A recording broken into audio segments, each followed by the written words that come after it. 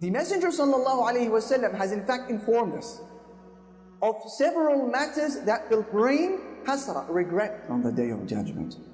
And we will mention just 6 of those today so that we know the roadmap, we know exactly how to prepare and to spare ourselves and our families from the regret of the Day of Regret.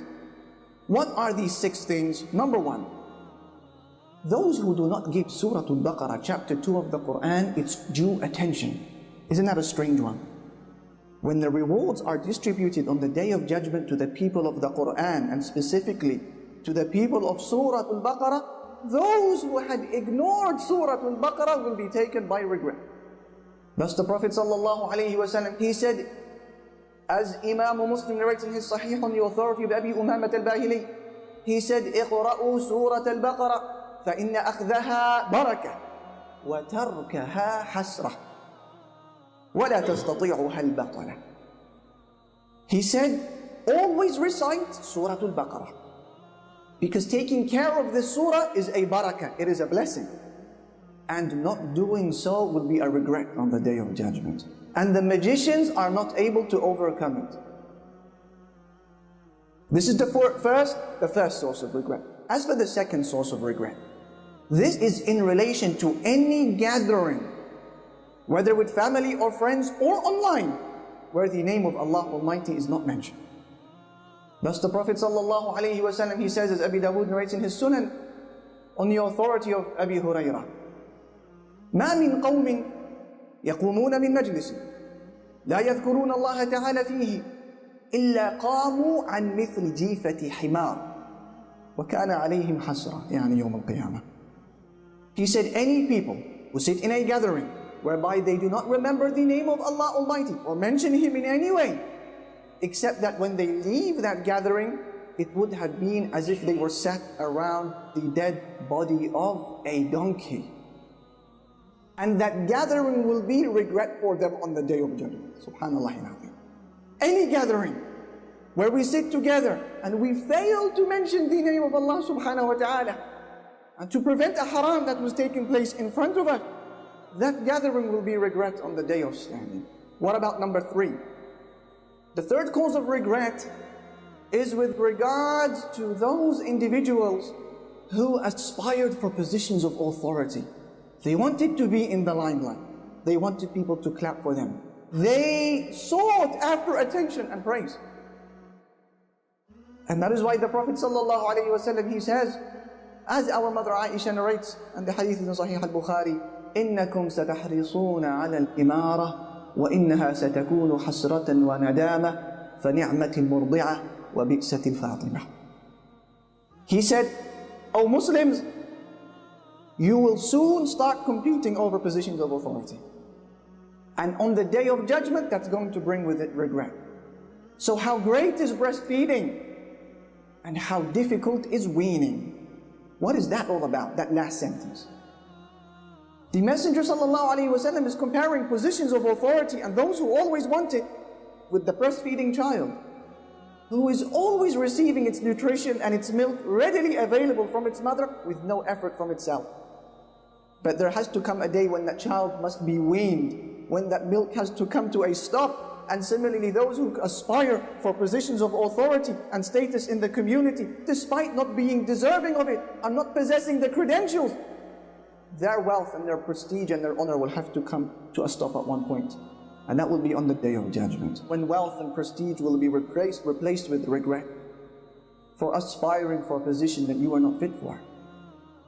As for the fourth cause of regret, this will be with regards to a person who puts forward acts of worship,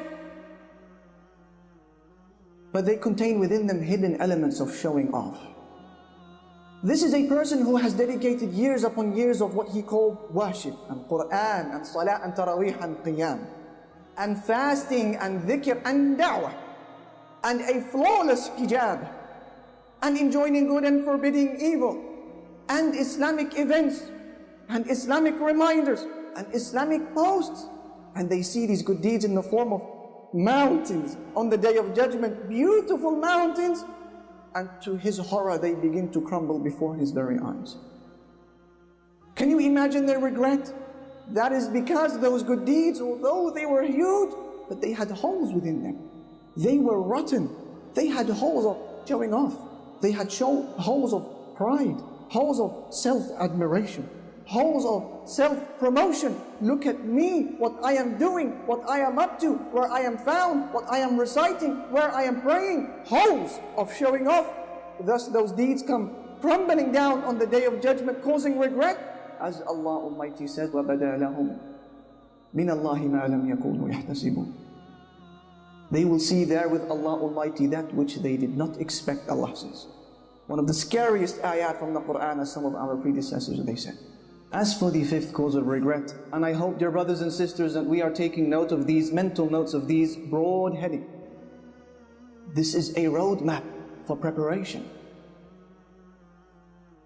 As for the fifth cause of regret, this is when you find yourself being forced on the Day of Judgment to hand over your good deeds to somebody else. Or when you are forced to carry the sins of somebody, sins that you didn't even commit. Can you imagine what that means? Imagine on Yawm al-Qiyamah you are forced by the angels to hand over 2,000, 3,000 salawat, 3,000 prayers to somebody else, to your neighbor. Can you imagine handing over 2 or 3 or 10 Ramadans worth of hard work and thirst and sacrifice to somebody else who didn't do it? Can you imagine? Worse still, can you imagine carrying the sins of people, sins that you didn't commit? Imagine reading your book on the Day of Judgment and you find zina, fornication, billah. You find adultery, you find alcohol, you find interest, you find pornography, you find sins that you didn't commit. Others have transferred them onto you, and now you have to find an answer before Allah for these sins that you didn't do. How can that situation take place? By oppressing another Muslim, by wronging another individual. Thus the Messenger sallallahu alaihi wasallam says in the famous hadith which Imam al-Bukhari narrates on the authority of Abi Hurairah, "Man kanat indahu mazlamatun li akhihi min 'ardihi aw min shay' فليتحلله منه اليوم قبل أن لا يكون دينار ولا درهم. إن كان له عمل صالح أخذ منه بقدر مظلمته وإن لم تكن له حسنات أخذ من سيئات صاحبه فطرحت عليه وفي رواية ثم طرح في النار." He said, whoever of you has wronged his brother in any way, whether in regards to his honor or any other way, then make sure you beg his forgiveness today before a day comes where there will be no dinar and no dirham. In other words, today we can settle our scores with the pound and the dollar. On Yawm al-Qiyamah, there will be no pound and dollar, dinar and dirham. It will be the exchange of good deeds and the transferring of sins. So he says, whoever of you has wronged his brother in any way, with regards to his honor or any other way, then let him beg his forgiveness before a day comes when there will be no dinar and dirham. He said, if you have good deeds on that day, he will be allowed to take from your good deeds depending on the size of your wrongdoing. If however your good deeds, they run out before you pay your debt, then he will be allowed to transfer his sins onto you. This is one of the most frightening and disturbing realities of the Day of Judgment, wallah.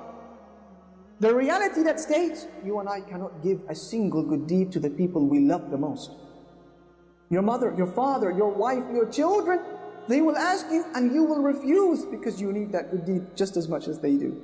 Whilst on the other hand, some people will be forced to give over their good deeds to the people they hate and they despise, because they had backstabbed them, mocked them, conspired against them, plotted against them, failed to pay their wages on time, or any other type of wrongdoing. He said, let him beg his forgiveness today. This is the cause of regret number 5, the oppression or any wrongdoing towards another individual. We know who they are. And number six, generally speaking, and this is the overarching cause of regret that summarizes everything you just heard, any Muslim individual who falls short with regards to the minutes, hours of his days and his weeks in building the hereafter. That is going to be a cause of regret. person who was urged week in, week out, every Friday, every reminder to drop the sins, to replace the haram with halal, to remove the intoxicant, to change sin into obedience, to reshuffle the cards, to refocus your attention on Allah and the home of the hereafter, to set a vision in life in preparation for Jannah, and they failed to do so. That will be a major cause for regret, as people will be heard saying on the Day of Judgment, Ya laytani qaddamtu li hayati. I wish that I had prepared for my life. In conclusion, dear brother, dear sister, every individual who turns a blind eye and pretends that the day of regret is not coming is going to be in a major and excruciatingly painful state of regret on the Day of Judgment. What greater regret can there be in life than failing to impress the King, Allah Almighty? What greater regret can there be in life than failing the exam before the King, Allah, and missing out on the prize that comes with passing the prize of Jannah? What greater regret can there be than that? What greater regret can there be in existence than being shown your place in Jannah and the luxuries and the weather and the palaces and the spouses, but then being transferred to oblivion, to Jahannam instead? What greater regret can there be in life than meeting your friends on the Day of Judgment, those whom you knew today, and they find no words for you and I except, didn't I tell you? Didn't I tell you?